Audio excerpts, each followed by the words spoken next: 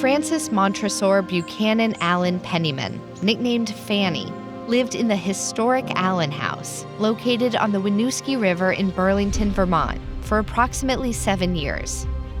Here, on the frontier of northern Vermont in the late 18th century, Fanny raised 6 children and oversaw a farm alongside 2 different husbands, one of whom was the famous Revolutionary War general Ethan Allen.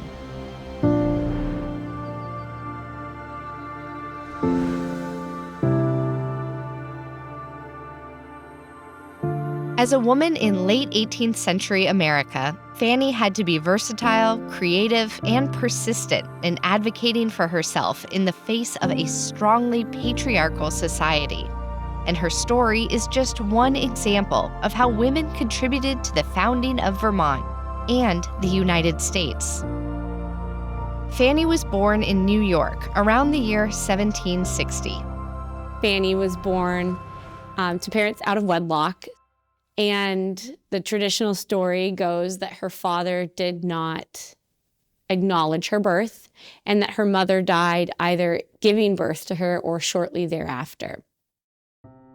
And so Fanny was essentially raised by Aunt Margaret as her mother in New York City and then in Westminster. But Margaret married a man named Crean Brush, a very up-and-coming New York leader.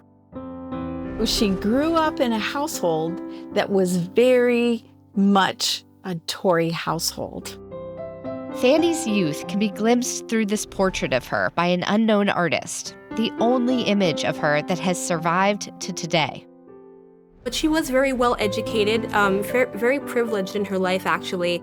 She spoke several languages. She played the lute and guitar.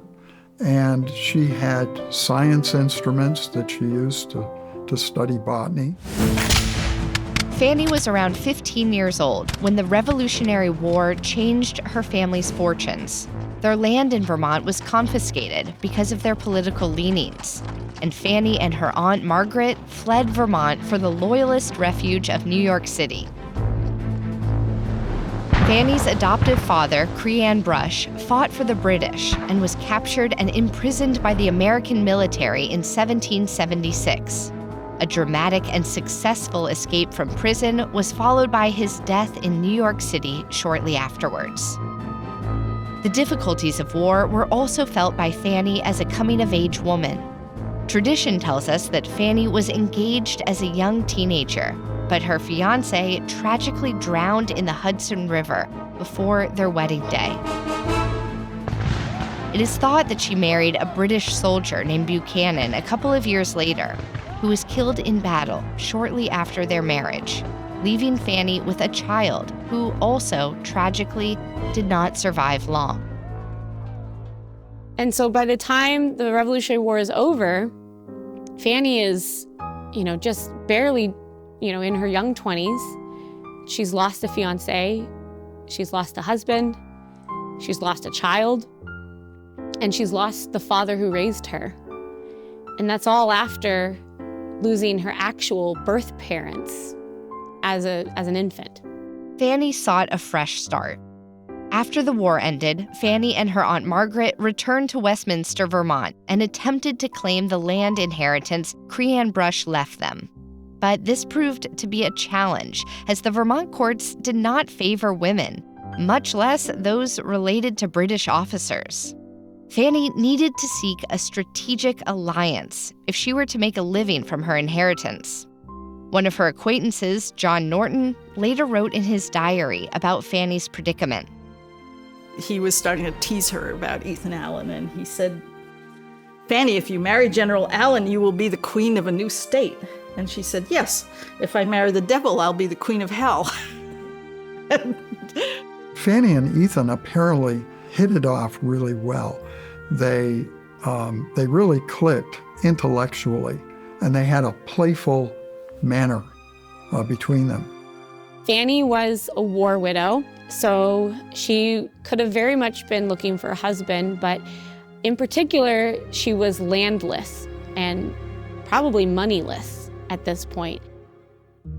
And Fanny can't get the Republic of Vermont to recognize her land claims because it was confiscated under the loyalist confiscation laws. So here's this American leader who wants to marry her. The following story of Ethan and Fanny's marriage has been passed down for generations. She was standing on a chair.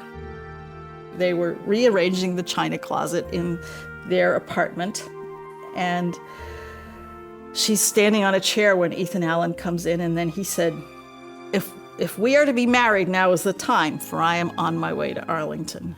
And she said, very well, but give me time to get my Joseph, which was her coat. They went into the next room and were married by the Chief Justice of the Vermont Supreme Court, and went off in a sleigh over the mountains. Through her strategic marriage to Ethan, Fanny successfully aligned herself with the most well-known American patriot hero in Vermont, perhaps the only man who could get her land inheritance claims recognized. And as her husband, Allen became the legal owner of her land, as per the custom of the time. Despite the role land acquisition may have played in their partnership, Ethan's fondness for Fanny may be found in a verse he wrote in a copy of his book that he gifted her. Dear Fanny Wise, the beautiful and young, the partner of my joys, my dearest self, my life, pride of my life, your sex's pride, and pattern of sincere politeness. The new couple was ready to make a life together on the Vermont frontier. And in 1785, Ethan wrote a letter to his brother Ira asking to build a house here on his property in Burlington, right on the Intervale along the Winooski River. And in 1787, Ethan and Fanny moved to this property. As the mistress of a frontier homestead, Fanny's responsibilities varied, like those of many such women of the period. They would be responsible for picking up the slack of whatever their husbands might do. Ethan Allen might have slaughtered a pig, but it would have been his wife who would have rendered the fat, who would have salted and made the bacon, because that was women's work. Fanny was also responsible for the family's garden. The kitchen garden would have been right there next to the homestead. And she had 10 people to feed with fruits and vegetables, so her kitchen garden would have been 10 times the size of this when she lived here with Ethan. And that garden includes things like plants like flax, which is made into linen. It includes medicinal plants. It includes dyes and flowers that are used for dyeing linen and wool and so forth. So in the midst of all of this food preparation and preservation, the creation of soap, she also was involved in making textiles. The new Allen farm required a lot of labor from both men and women, and the Allen household included a number of other people who worked alongside Fanny and Ethan. Because early Vermont record-keeping of enslaved, transient, and poor peoples is sparse and unreliable, we unfortunately do not know exactly who nor how many people labored on the Allen farm, nor all of their races, nor their legal statuses as free or enslaved. As the female head of the household, Fanny would have been responsible for ensuring all of these laborers, whether free or enslaved, were compensated, whether just with room and board or with wages. Oftentimes women would keep the books. They would be the ones keeping the ledger, recording the math, and making sure everybody was getting paid, or everything was in the black, which is an incredibly powerful position to be in.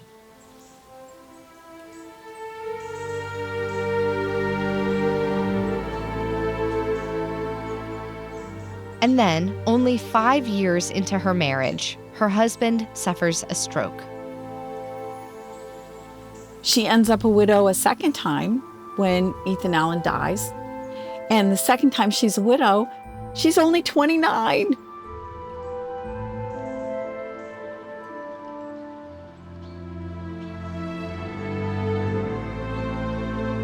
And so there's speculation that she stayed in this house. She was pregnant. And so I can't imagine what she would have been going through, having lost her husband unexpectedly and suddenly, and then possibly after putting his casket in the ground, realizing she was carrying his child, and what emotions may have been going through her. With the death of her husband, Fanny faced an uncertain future at the Burlington homestead. At the time of Ethan's death, Fanny was mother to a 4-year-old daughter, Fanny Margaret, and a 1-year-old son, Hannibal. Shortly after, Fanny gave birth to another son, Ethan Alfonso. It was these 2 babes, Ethan's surviving sons, not his widow, who inherited the estate. And women are at an enormous disadvantage in the legal system of the period. So women can't own property, they can't write wills, they can't write mortgages. She returned to Westminster within a few years, had met Jabez Penniman, who was a doctor in Westminster. Fanny married Jabez Penniman in October of 1793. Just as her marriage to Ethan Allen helped Fanny retrieve her inherited land claims, Fanny's new husband, Jabez, took an active role in helping Fanny earn her right to the Burlington farm. So Ethan Allen died without a will, and the next male relative of a legal age was his brother Ira. So Ira became the executor of Ethan's estate, and he was the one who was supposed to dole out the inheritance to the remaining kin of Ethan Allen. It's unclear exactly what happened between Ira Allen and the Pennymans, but the result was a lawsuit over the Burlington farm. Even when Fanny eventually prevailed in the lawsuit again and received the widow's share portion, she didn't actually get to own the land. Her husband at the time owned the land. Fanny moved her family back into the Allen house once again in 1794, this time with her third husband, Jabez Penniman, and her 3 children by Ethan. Over the next 5 years, Fanny gave birth to 3 more children in that home. Ultimately, Fanny raised 7 children in total, and her role as a mother, raising trailblazing daughters, has had arguably the most lasting effect on our society. Fanny's eldest daughter, Fanny Margaret, became the first recorded Catholic convert in Vermont. Fanny Margaret converted to Catholicism, and not only did she convert to Catholicism, she took the orders and became a Catholic nun. As a nun, Fanny Margaret nursed soldiers in the War of 1812. Today, the Fanny Allen Hospital, part of the University of Vermont Medical Center, is named after Fanny Margaret. Fanny's youngest daughter, Adelia, was also a Vermont First, a book of pressed herbs and flowers that Adelia and Fanny created together gives them the title of Vermont's first recorded botanists. It's the Penniman herbarium, which is the oldest material we have collected by botanists who were resident in the state of Vermont. And what's unusual about the Penniman herbarium is how well documented it is. It is annotated very clearly with the botanical names of the plants, as well as a set of number codes, which gives some insight into the botanical knowledge of the mother and the daughter. For virtually everything in the collections, the language of flowers, meaning for those flowers has been worked out. It's an interesting custom, but in the late 18th century through the middle of the 19th century at least, people gave other people flowers, and implicit in that gift was a message. And each flower had its own message. And so it's called the language of flowers. Some of them are endearing and sweet messages. Some of them are sort of like, drop dead, I'm not interested in you type things. It's the whole array of emotional message. Out of all of Fanny's life, Fanny's and Adelia's botany collection contains the only known surviving documents written by Fanny herself. Fanny lived until the age of 74. She is buried in Elmwood Cemetery in Burlington, Vermont.